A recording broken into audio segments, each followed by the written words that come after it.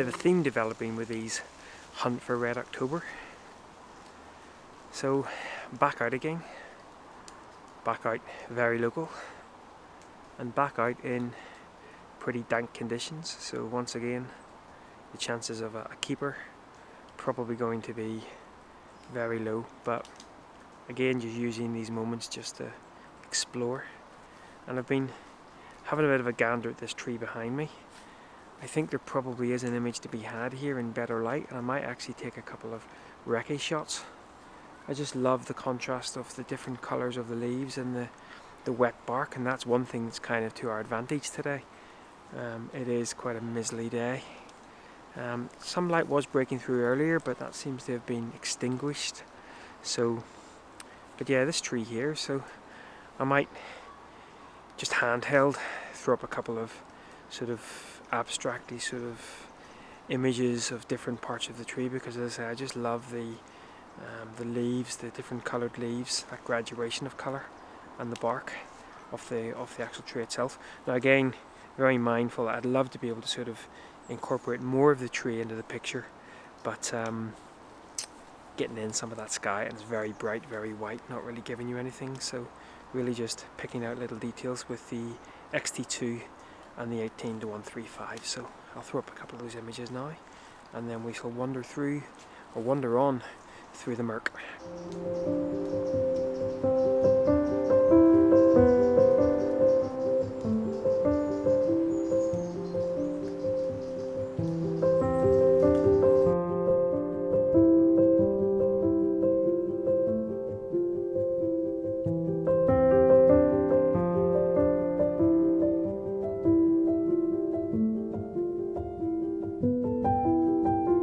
So I must have mentioned this a couple of times before. One of the real benefits I find of slowing down, and especially on days like today where you're not being pressurized by the conditions are quite benign.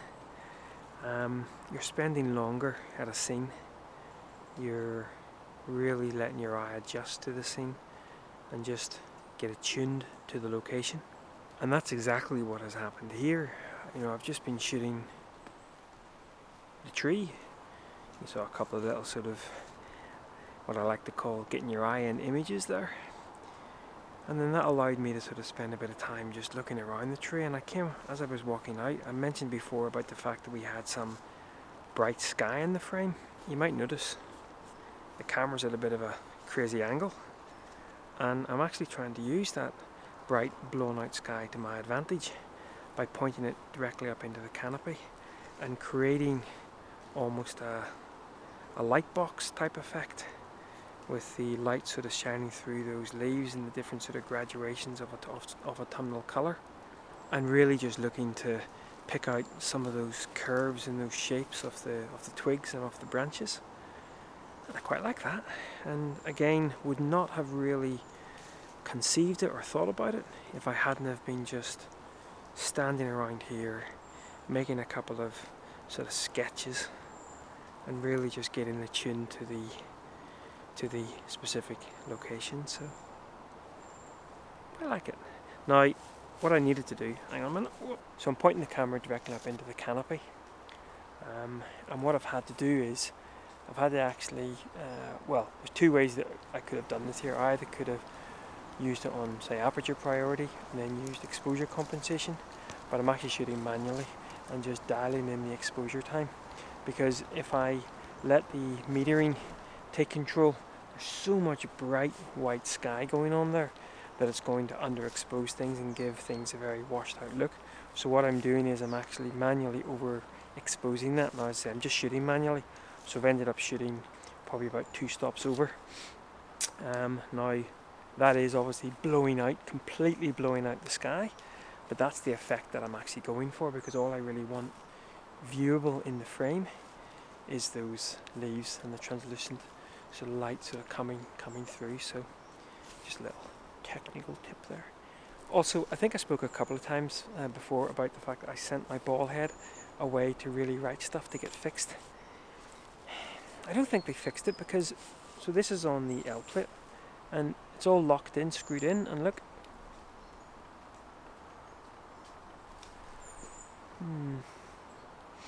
Not good. This is a very expensive ball head, albeit a bit battered and bruised, but I thought a ball head was for life, not just for Christmas or something. Might play about with another couple of little compositions. I think it might work with a little bit of a square crop, so I'll put on a square crop film simulation on this and we'll have another little bit of a play about and then we'll wander on.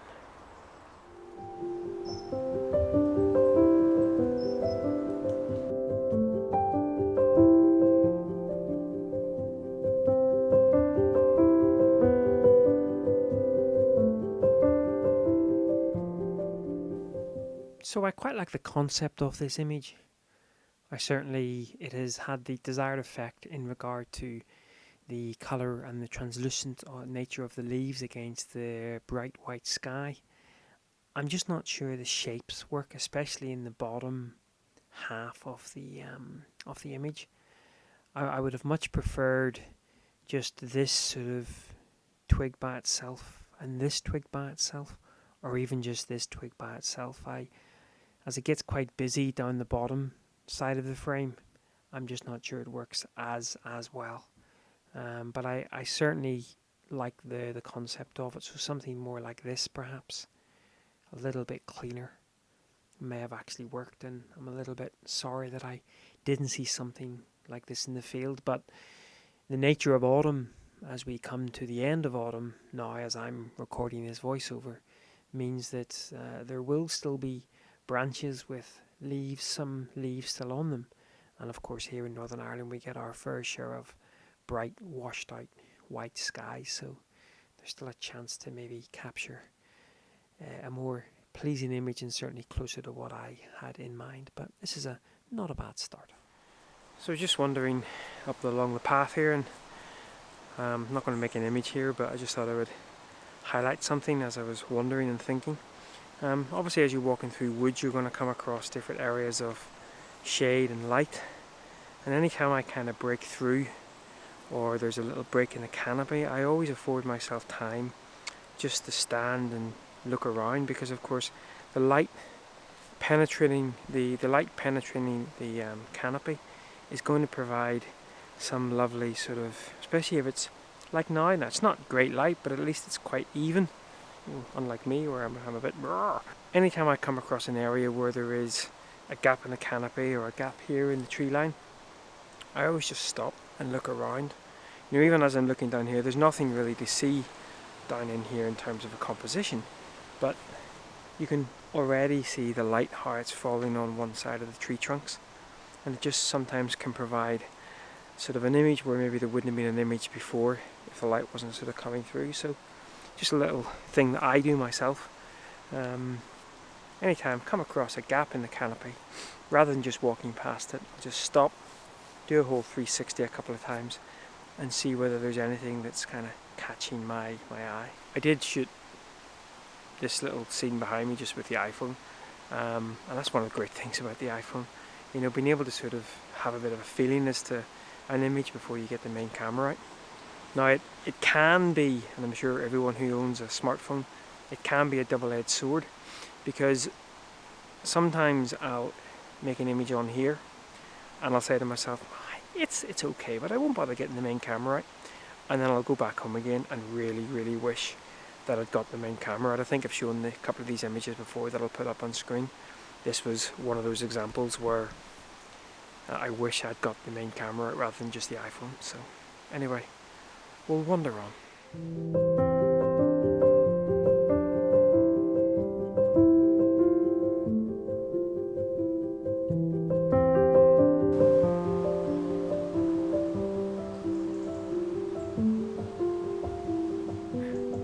So I've just been working on a little scene behind me here that I think may work in different conditions. What I really liked about it was it's kind of leaning uphill, but because I'm quite low down and it's quite a high bank, I'm not getting a huge amount of the sky in, and that's where the sort of what light there is sort of filtering through. Obviously at some points there's direct sunlight coming through and that just ruins it, but at various times there's a little bit of sort of subdued light. Now definitely not the conditions for it, obviously need some better light there, but also the leaves are still very green. Now having said that, I quite like the sort of comparison of the forest floor with a sort of more autumnal feel, with the sort of against the green of the leaves of the trees. Now I do know that this tree does take on some beautiful colour, but at the moment it looks like we're still a week, 2 weeks away from that. I also do know as well that the leaves come off this tree very quickly. But yeah, it's just really a case of, again, given the fact that the conditions aren't great for final images, this affords me lots of time to play about with various compositions. Now, I did take a couple of images with this camera here, which has the 10 to 24 on it, which gives me a much wider view. I very rarely shoot using 10 to 24 now, apart from vlogging. Maybe, I'm not sure. But I got the 18 to 135 on right out of 18, and I've actually put the square simulation on because I think that just brings a lot of the sort of elements together. But yeah, bit better light, and maybe slightly later in the season. But having said that, as I said, I do quite like the forest floor. Now I have got a polarizer on, taking on just a little bit of that sheen. And say what I said earlier about the light casting, sort of the light sort of casting light into the forest.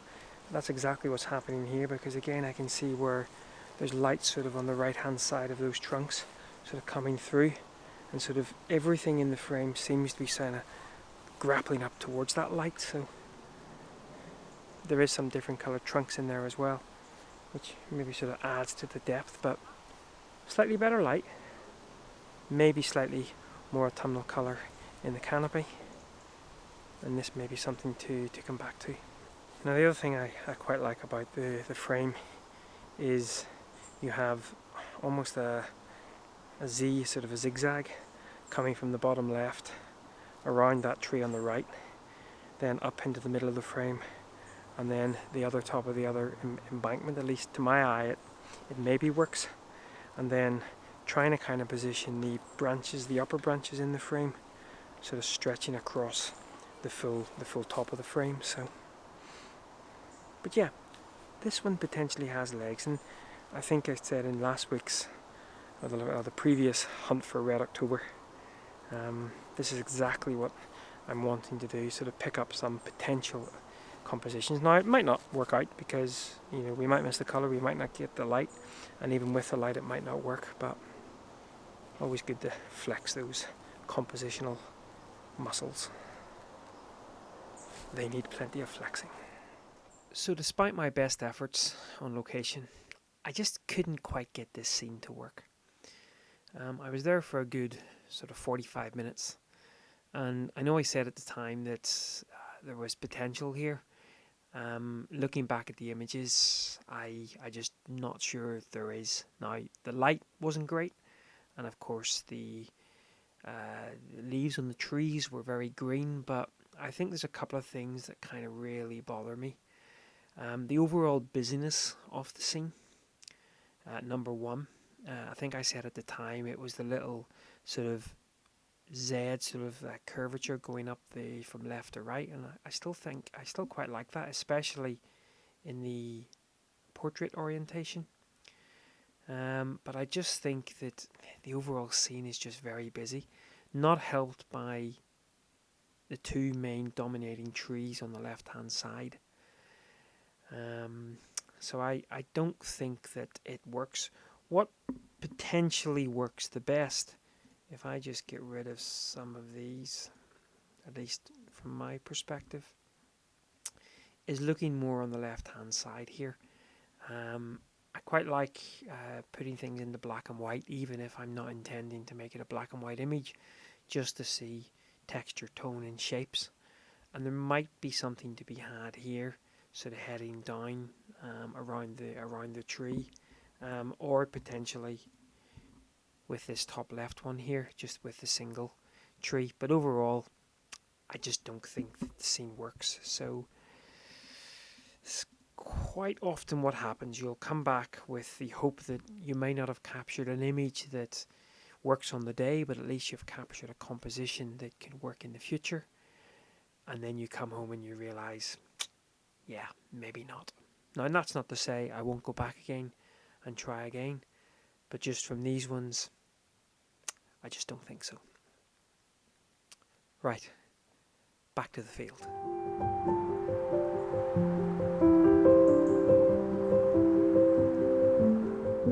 Right guys, well I think that's me done. Another really useful exercise in just recon and, as always, time outdoors. Now, I once again was reminded that it's not all about that final image, and play is so useful, or play is so helpful, and play is needed with photography. And so putting my camera onto multiple exposure and ICM and having a little bit of play about with just some of the colours and some of the tree trunks and things like that, again, it's just about lighting up that creative spark, and that really can help sometimes, especially when the conditions aren't conducive to straight up landscape photography. So I'm going to make my way back to the car. It was a useful little exercise. Again, I don't think there's a final image in there per se, but this is what it's all about, just being outside, you know, trying to sort of get your eye back in again, trying to get your eye in. So it's getting quite busy around here now as well.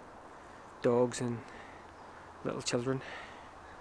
So I'm going to make my way back to the car and then go get some lunch. But useful exercise, and as always, glad to be out. And once again, thanks for watching, and we'll catch up again next time as I hunt for Red October.